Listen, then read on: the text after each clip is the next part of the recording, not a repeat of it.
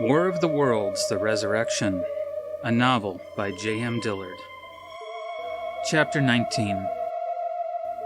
Jimmy Smith, age 17, squinted at the small patch of forest illuminated by his and Jake's flashlights. The trees seemed to hover over the two like dark, watchful, living things. Occasionally, something rustled in the branches to add to the illusion, causing Jake's old hound dog, Emmy Lou, to run ahead and circle with her nose to the ground and her crooked tail wagging. Jimmy wasn't really scared, but there was something creepy about the woods at night.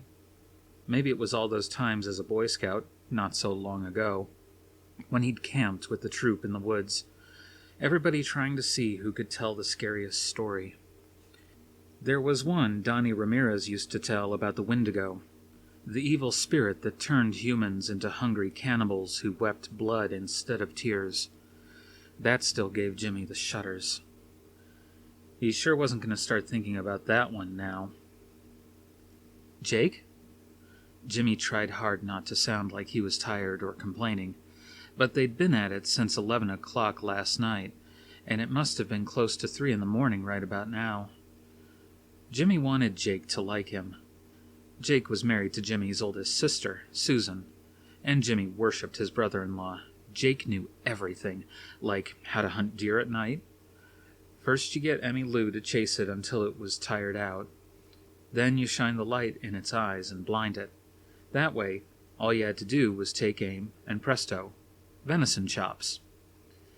And Jake had decided it was high time Jimmy bagged his first deer, a young doe, except that after Jake shone the flashlight in its eyes and Jimmy was all set to pull the trigger, the doe turned her head and looked right at Jimmy.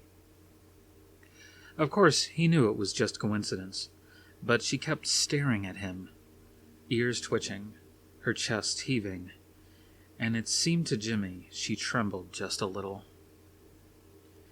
He lowered the rifle. Jake got disgusted and tried to pull it from him, but the noise scared the doe, and she got away. Jake didn't talk for a while after that. He was real mad, but after a while he got over it and said, "Happens to everybody the first time. What you've got to remember is you can't think. You've just got to do it. Once you start thinking, you wind up in trouble." And then Jake went back to being cheerful, and Jimmy didn't feel quite so bad. But now, he didn't care if he ever bagged a deer in his life. All he wanted to do was get off his feet for a while. "Jake," Jimmy whispered again. "I'm beat. How much longer?" Like a fool, he'd worn new boots, and they'd rubbed raw spots on the backs of both heels. At this point, he was ready to go home. Jake was a couple paces ahead. He stopped and pulled a flask from the pocket of his down vest. "Been watching you limp the past couple miles now and wondering when you were finally going to say something." He said it nice so that Jimmy felt like a real fool for not complaining, but Jake smiled and unscrewed the cap on the flask. "Here, for medicinal purposes only. This'll help those blisters. It's only about a half mile, maybe less." He offered Jimmy the flask. The boy smiled and took it with his free hand. "Good," he said casually, trying to sound grown up. "If I don't get some rest soon, I won't be able to bag a deer if it walks up and kisses me." He appreciated the fact that Jake always treated him like an adult, which made Jimmy all the more eager to behave like one. He put the bottle to his lips and leaned his head back, taking a big pull.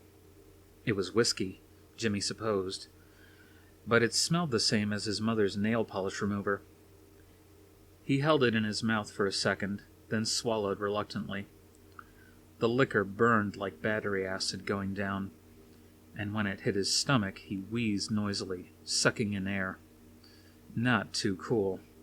But Jake didn't laugh, didn't even grin, just took the flask from him and helped himself to some, then wiped his mouth on his sleeve and belched, frankly satisfied.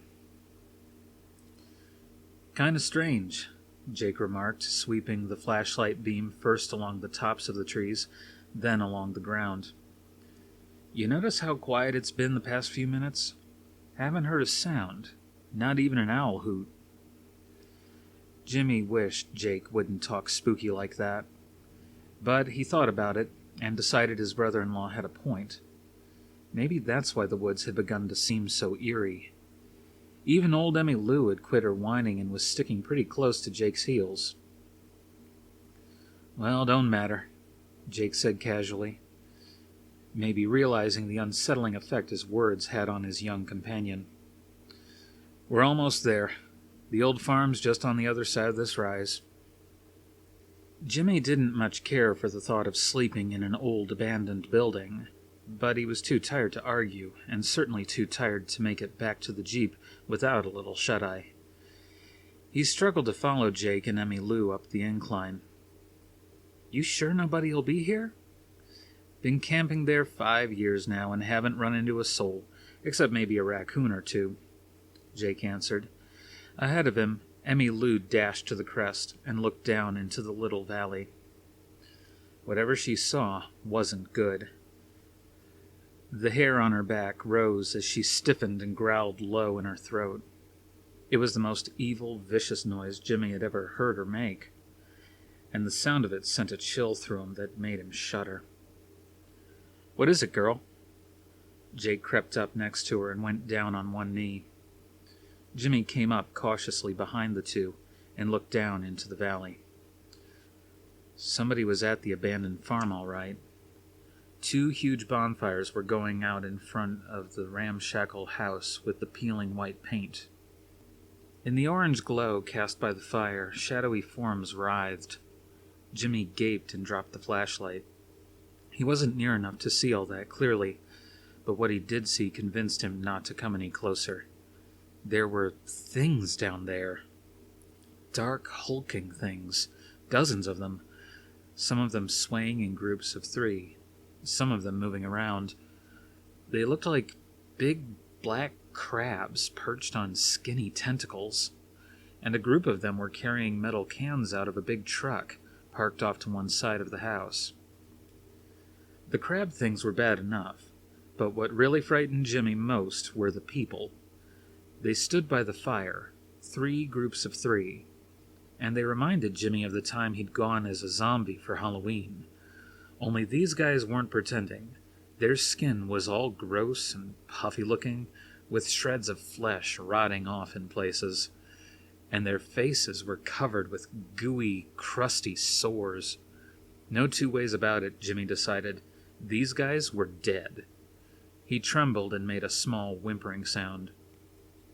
Being the fastest thinker of the 3, Emmy Lou turned tail and ran.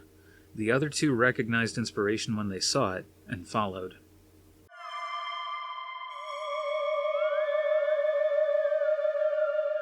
The white truck was sighted once more 30 miles shy of the Nevada border by a lone state trooper who radioed for help, then promptly vanished, leaving his patrol car abandoned just off a deserted stretch of Highway 15. Ironhorse alerted the police and the Clark County Sheriff's Office, expecting the truck to continue east toward Vegas. Roadblocks were set up. There was no way the big rig would make it across the state line without being stopped. That was 2 days ago. Either the truck had veered north toward Death Valley, or headed south for Arizona or Mexico. In any case, the sightings ceased. Ironhorse requested more troops, so a massive search fanning in all directions could be launched, but it was all taking too much time. Another puzzle. Within hours after being exposed to such a strong dose of radiation, the terrorists should have been dead or dying, certainly far too ill to have made it as far as the Mojave.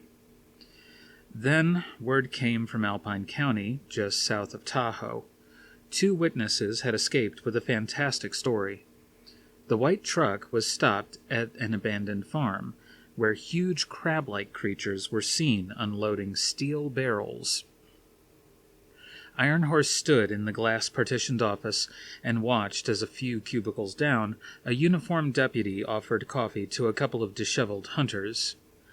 The older man took the cup gratefully, but the younger, just a high school kid, shook his head and stared back at Ironhorse with wide, haunted eyes. The colonel turned away and took a sip of hot black coffee from the styrofoam cup in his hand. Reynolds was talking. His dark eyes were bloodshot from the recent lack of sleep. "Frankly, Colonel, I never heard such a crock of bull in my life. Those two good old boys must have been drunk as skunks." Ironhorse crossed over to the map spread over the vacant desk in the tiny office. He trusted Reynolds so much as anyone he knew. But even with his staff sergeant, Ironhorse liked to keep his cards close to his chest. He still hadn't bothered to mention the gorillas the old alky at the gas station had seen to anyone. "They seem more tired and frightened than drunk," the colonel answered, turning back to take one more glance at the boy's pale face.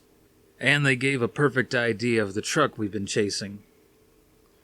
Reynolds seemed a little taken aback by his answer. "I know, sir, but you have to admit the rest of their story sounds like 150-proof delusions. Or worse." "Maybe," Ironhorse conceded cautiously. "Or maybe, like the old drunk, they were one of the few permitted to gaze upon the star-bears and live." With the alky, he was willing to write it all off. But the fact that aliens had been mentioned twice in connection with the white truck had to be more than sheer coincidence. He turned to Reynolds. "Team briefing in 15 minutes, Sergeant. I want everyone at 100%. We move out in an hour." "Whatever you say, Colonel." Reynolds' tone was entirely dutiful, but as he exited the cubicle, Ironhorse caught the sergeant's dubious expression. No matter. The colonel turned his attention to the shakily scrawled X the older hunter had marked on the map. Whoever, whatever, was hiding there was about to receive a visit from Delta Squad.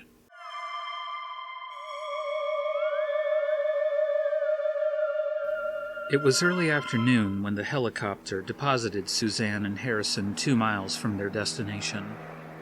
"This is better than the desert," Suzanne commented as they carried the equipment the rest of the way. It was beautiful mountainous country, rugged and forested with tall pine. Oddly, the closer they came to the object of their search, the more everything took on a sense of unreality, and the less her fear became. Harrison looked up from the map in his hand and grunted. "At least you've learned to dress more sensibly." He nodded at her khakis. She shrugged.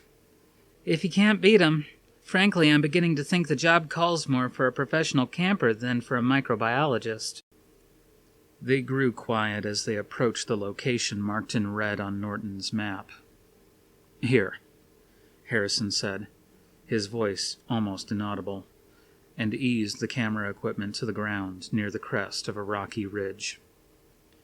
Suzanne lowered her own case, and together they crouched near a clump of bushes and peered down into the valley.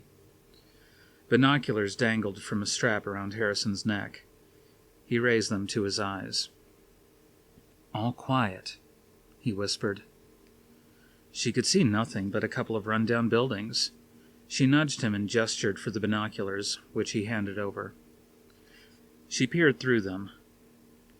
It looked like just an old dilapidated farmhouse built of hand-hewn planks that had silvered with age, and a barn covered with faded, peeling red paint, both nestled in a quiet valley. It must have been a lovely place years ago. Even now it looked peaceful, benign, incapable of housing anything evil. Someone had recently set a couple of bonfires. She handed the binoculars back and glanced over at the map still in his hand. "Are you sure this is the right place? I didn't see the truck or any barrels." Harrison shrugged. "They could have ditched the truck or hidden it somewhere. The barn looks big enough, and it looks like someone had themselves a little barbecue recently." He turned back to paw through the equipment case, then pulled out the Geiger counter and began monitoring. The counter emitted a few healthy clicks. He looked over at Suzanne. "They're around all right. Wait till I take this thing closer." He paused to yawn. "But not now. We should wait until it gets dark." He walked, still crouched down, behind the bushes, found a comfortable hollow, which he padded with pine needles, and settled into it. Suzanne stared back at him, stunned, and followed. "How can you sleep at a time like this?" "It's very simple," he answered, pulling the brim of his fedora over his eyes. "I need my 1 hour out of 5, and I'm exhausted after the past few days. Aren't you?" She sat on the ground near him. "Well, yes, but that doesn't mean I can go to sleep just like that, especially considering our situation. Good Lord, I think I'd have nightmares. Frankly, I've been having them anyway lately." He pushed the brim up with one finger and looked at her. "Why do you think I sleep only 1 hour at a time? You should try it. Helps keep them from starting." That gave her pause. Considering what he'd been through as a kid, it was no wonder. "Maybe I'll rest in a while," she said. "But don't you think one of us ought to stand watch?" Harrison pulled his hat back down and snickered.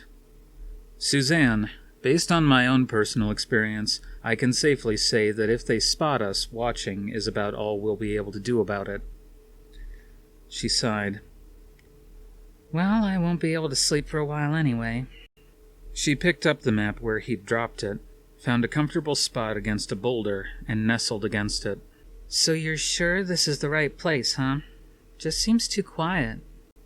"This is it." His voice was already sleepy and fading. "Rattlesnake Ridge."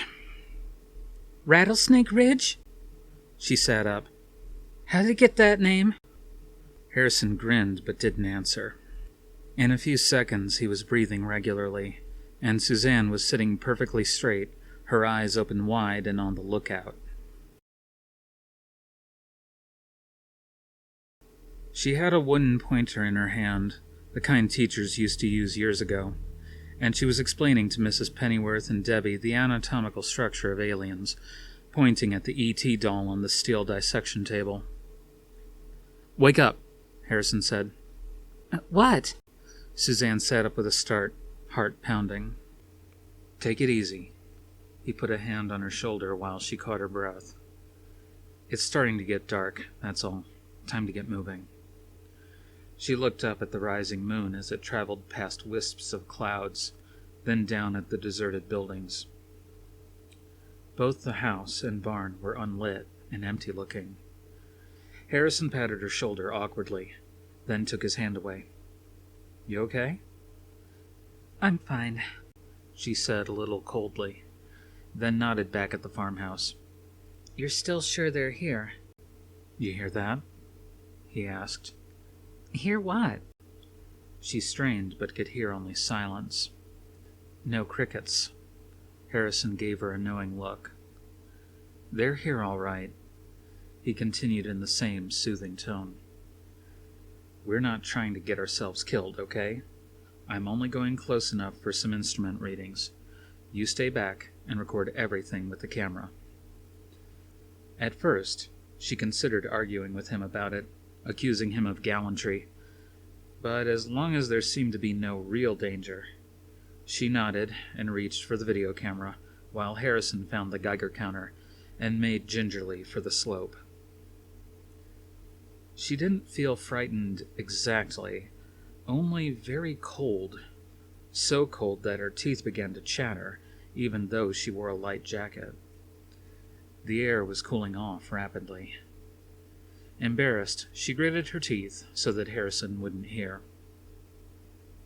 Before he made it very far down the hill, the Geiger counter began to buzz in earnest. "See?" Harrison hissed at her. "What did I tell you? They're around, but we'd better not get too much." She didn't hear the rest of what he had to say. Something clamped itself over her mouth and pulled her backward, off balance.